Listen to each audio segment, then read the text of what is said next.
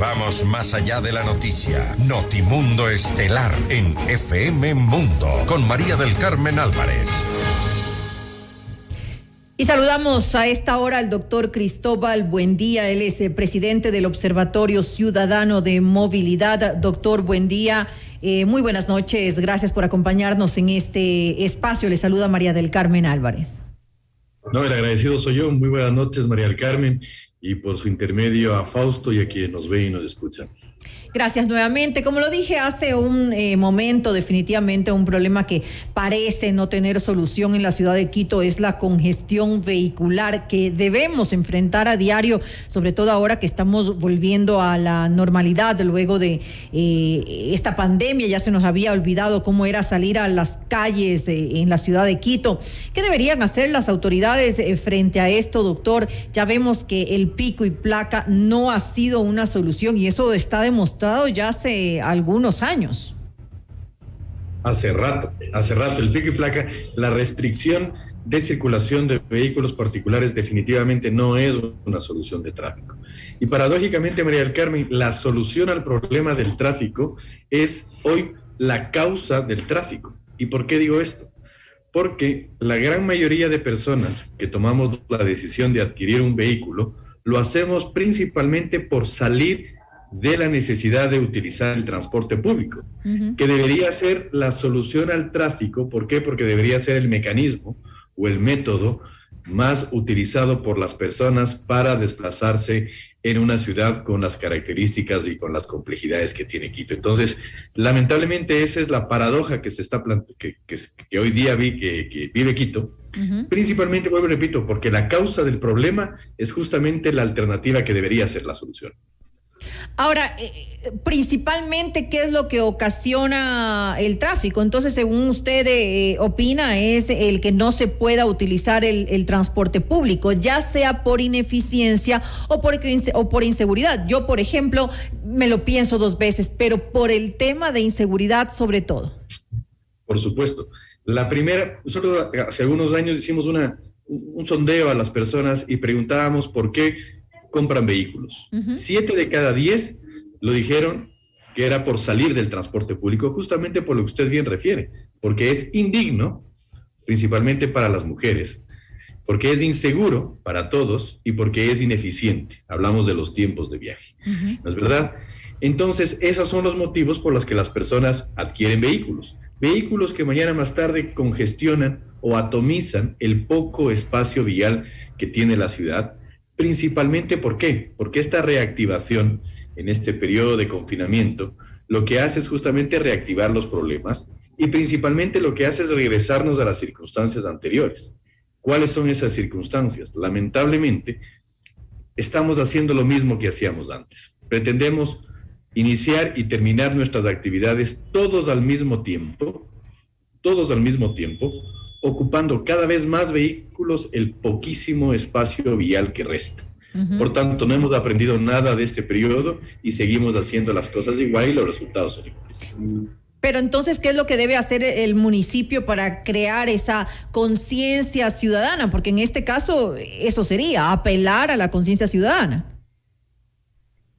Dar alternativas a la ciudadanía para que esa conciencia se active. Me refiero básicamente a dotar de un servicio de transporte público digno, seguro, eficiente. La implementación del sistema integrado de transporte es la solución, María del Carmen. Otra alternativa que nosotros hemos planteado es la segmentación del uso del espacio vial. Es decir, que no todos ocupemos el espacio al mismo tiempo. Comencemos ya a pensar en una ciudad 24/7, que por ejemplo las actividades escolares empiecen en un horario, las actividades del sector público, que es muy importante en la ciudad de Quito, a otro horario, y las actividades del sector privado en otro horario. Que definitivamente el teletrabajo, las mecánicas tecnológicas para realizar actividades sea ya una política, principalmente en el sector público, empezando por el sector público, para que efectivamente no tengamos necesidades de desplazamiento. Y la puesta en funcionamiento de una vez por todas del sistema Metro de Quito como eje articulador de este sistema integrado de transporte, que lamentablemente hoy vemos que cada vez se complica más el inicio de sus operaciones. Pero ¿hasta qué punto el metro de Quito podría ser la solución, doctor, cuando supuestamente solo va a transportar entre el 10 o hasta el 12% de la demanda? Eso es mínimo en realidad. Sí, en términos de transportación de demanda, sí, pero en términos de articulación con los otros modos de transporte en la ciudad, es vital. Por ejemplo, el metro requiere de la implementación del sistema integrado de recaudo. El metro requiere de la reorganización de rutas y frecuencias para dotar del servicio en sectores donde no hay y sacar buses en sectores donde hay una sobreoferta de transporte público.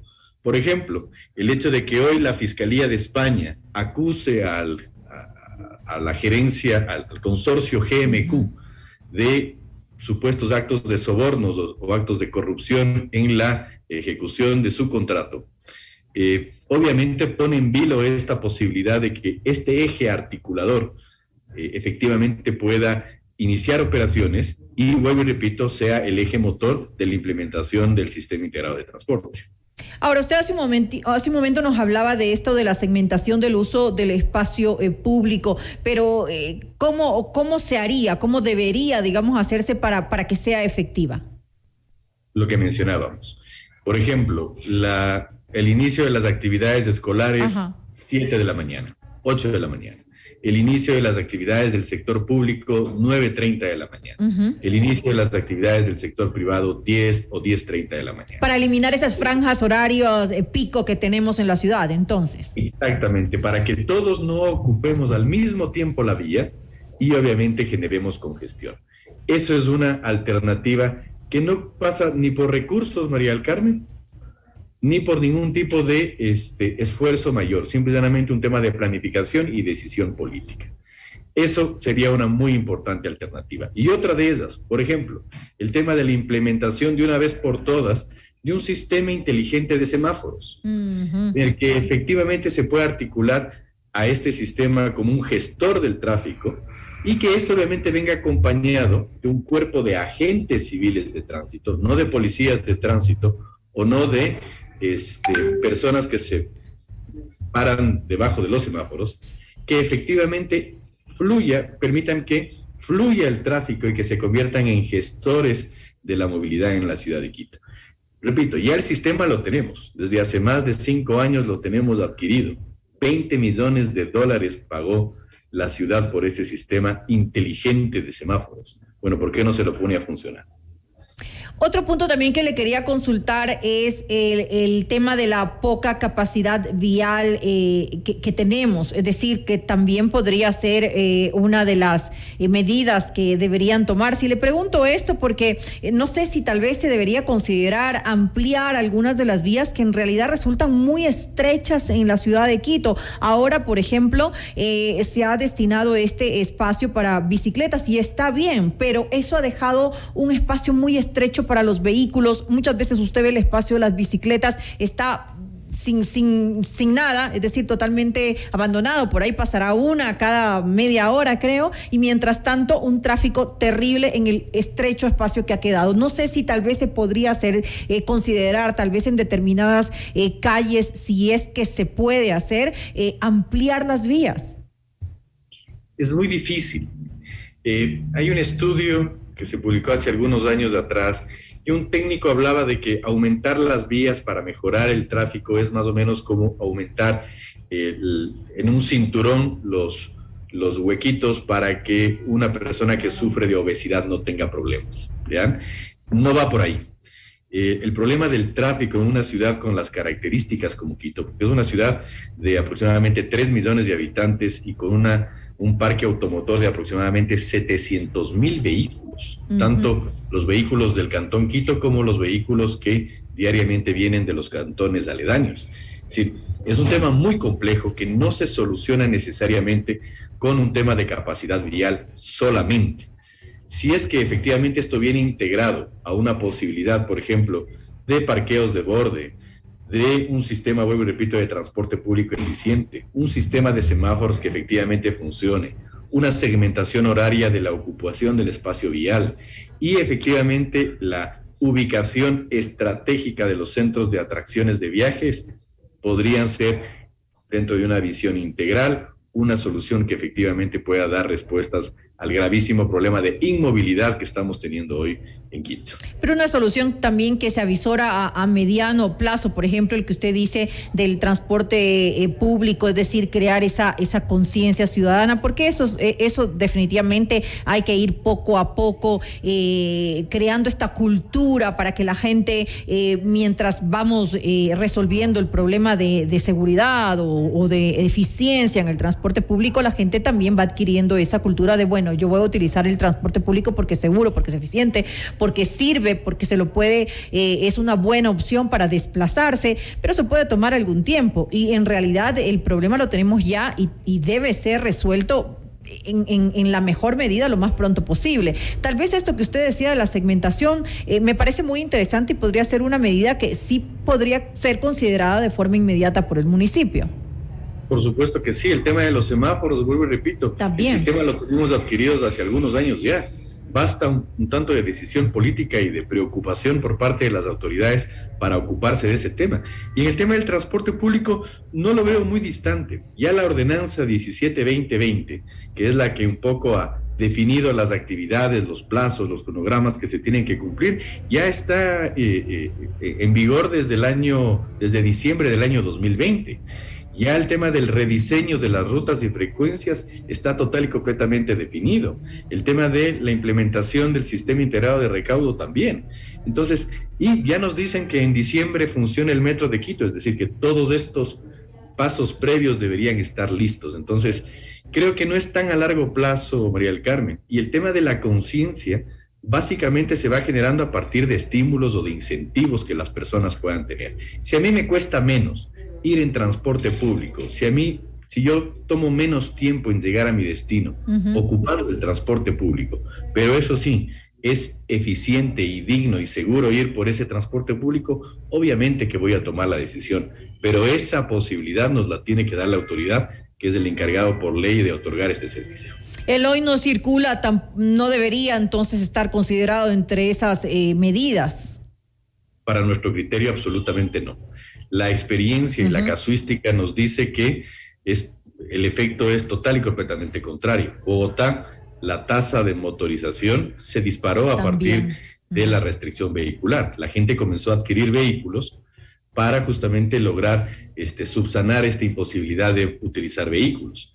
Y lo que un poco se vio también, por ejemplo, en México, que el tema de el objetivo de mejorar el ambiente o la contaminación también fue un efecto contraproducente, porque casi siempre este vehículo adicional es un vehículo de menor calidad, de menores características funcionales, lo que produce un mayor nivel de contaminación.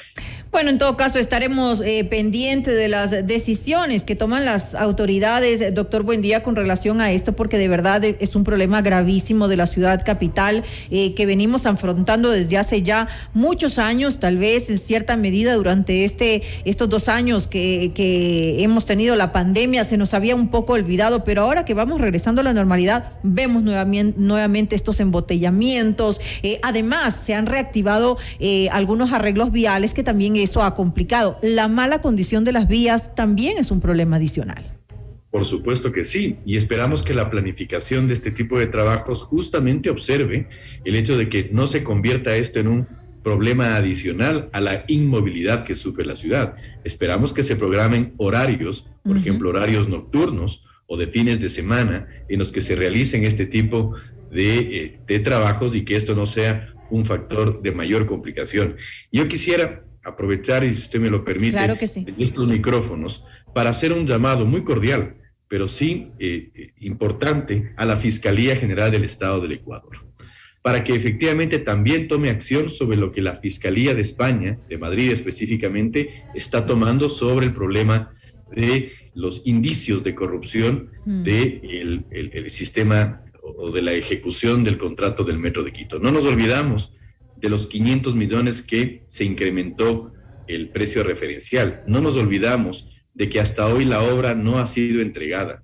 Creo que lo que está haciendo hoy la Fiscalía de Madrid debería también llamar la atención de la Fiscalía del Ecuador para que también se activen estas investigaciones que nosotros también como ciudadanía podamos tener respuestas en ese sentido. Dos problemas graves a los que hay que hacer frente. Uno, el de la movilidad en la ciudad de Quito, y el otro, el de la corrupción en todo el Ecuador, que definitivamente hay que hacer frente a este problema que tiene Ecuador hace ya demasiados años y que nos complica a todos los ecuatorianos. Le quiero agradecer nuevamente al doctor Cristóbal Buendía. Él es presidente del Observatorio Ciudadano de Movilidad, por habernos acompañado en esta entrevista. No, el agradecido soy yo. Una muy buena noche. Muy buenas noches.